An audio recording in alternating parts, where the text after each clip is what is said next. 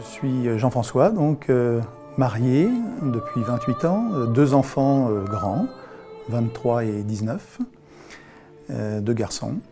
Et je suis de formation ingénieur, depuis 28 ans dans la stratégie industrielle, et j'ai décidé donc depuis 1 an et demi de me mettre à mon compte et d'essayer d'exercer ce métier qui est passionnant en consulting industriel ou formation des managers dans différentes entreprises ou organismes ou associations, le cas échéant.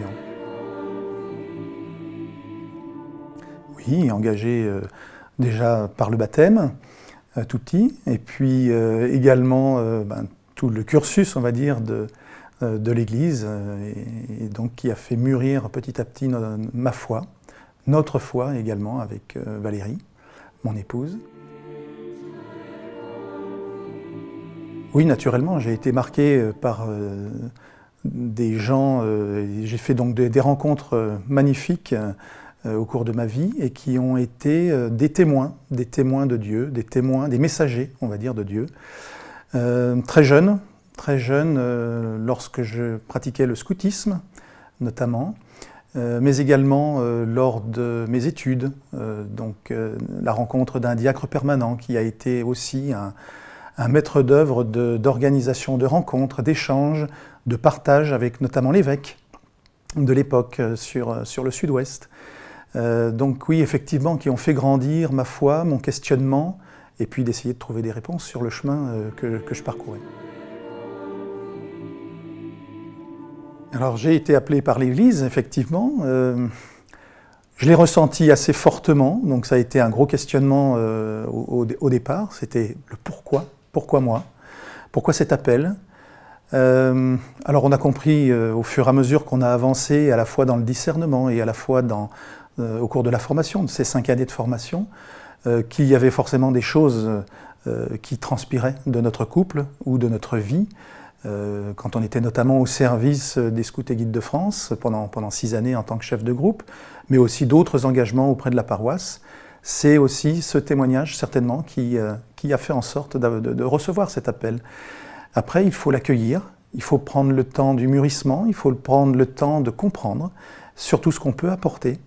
Est-ce qu'on est à la hauteur, pas à la hauteur? Ce sont des questionnements très basiques au départ du chemin, et puis après qui se transforment en réponses concrètes par la parole, par la prière, par cette formation également. Et puis beaucoup d'échanges avec mon épouse Valérie sur cette avancée. Cette mission de diacre, je la vois très au service comme un diacre, service des autres, service naturellement de la parole, service de l'autel avec le prêtre, également service d'accueil, d'ouverture de l'Église pour faire en sorte qu'on puisse accueillir aussi et écouter de nombreuses personnes qui n'ont peut-être pas forcément l'habitude de nous rejoindre dans nos églises le dimanche. Et également, service auprès des plus jeunes, transmettre des savoir-être, des savoir-vivre, de l'éducation, de la foi, partager notre foi, et puis partager aussi les Écritures. Mais écoutez, on le vit bien, on le vit quand même bien, c'est-à-dire il faut le temps quand même de le digérer, digérer cet état de fait, cette nouvelle situation qui bouleverse quand même notre monde. Mais en même temps, on l'a pris comme étant un temps de grâce, de mûrissement, pour poursuivre cet affermissement de foi, préparer encore davantage et mieux cette ordination du 18 octobre, ce que je souhaite, et puis voilà, grandir dans cette foi et vraiment se projeter sur la mission et sur l'aide envers ceux qui en ont le plus besoin. Très serein. Cette période a fait en sorte aussi de prendre conscience de l'importance de la vie, l'importance de se rendre solidaires les uns les autres, de faire unité dans l'Église, mais aussi à l'extérieur, et donc de faire en sorte de rassembler. Donc je le vis d'une manière très sereine, et j'aurai beaucoup de plaisir à partager avec tous ceux qui seront présents ce jour-là, que ce soit par leur présence physique ou bien à distance par la prière ou par la pensée. C'est celle que j'ai mise sur le livret, mais c'est partout où on passe et où on est dans la paix, dans l'entente, mettez-vous d'accord et vous rencontrerez Dieu d'amour et de paix.